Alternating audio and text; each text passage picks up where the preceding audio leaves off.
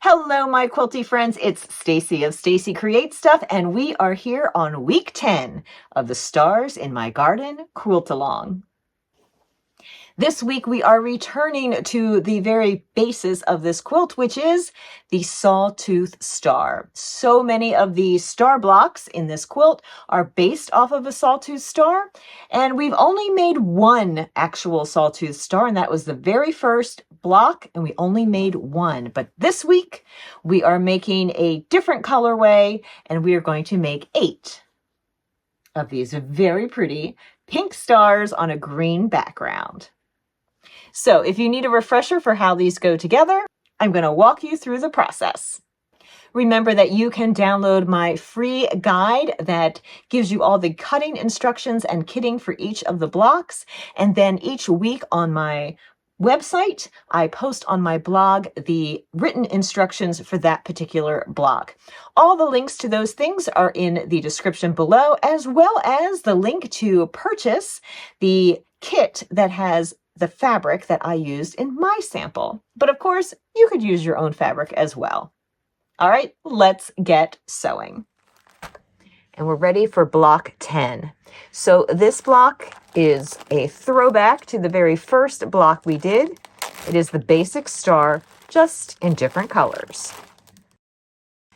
So we have some lovely light pink centers. We will have green for our flying geese along with the pink, and then green corners. If you're not sure how to do a flying geese block at this point, well, have no fear. I will show you how to do it. To make our flying geese, we're going to take our pink square and we are going to mark on the diagonal. So right from corner to corner, I'm going to mark, and that is where I'm going to sew.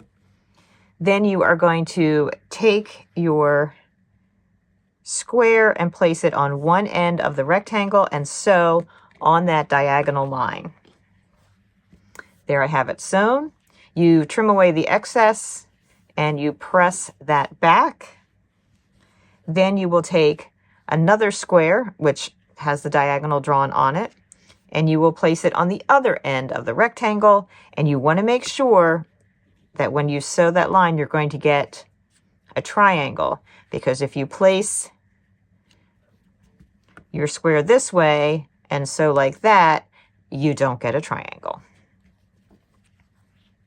So once you've sewn that, it looks like this. Again, you trim away the excess. I save these to make half square triangles. They'll just be a little bit smaller than this. That's a video for a whole other time. I can do a whole video about half square triangle remnants here. Once you press that back, you see you have your flying geese unit. All right, so let's lay out our block. We have our light pink center. We have all of our flying geese star points.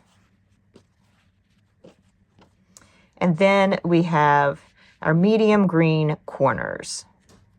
This is a typical 9 patch like we've done before. We've done this star, we've done variations of this star, and of course you're going to sew 3 rows that have 3 units each. You sew those all together, and you get your finished square. So remember, we're going to be making 8 of these blocks, and we are almost there. There are only 2 more blocks left. And next week, a block we've never done before, and I think you're going to like it.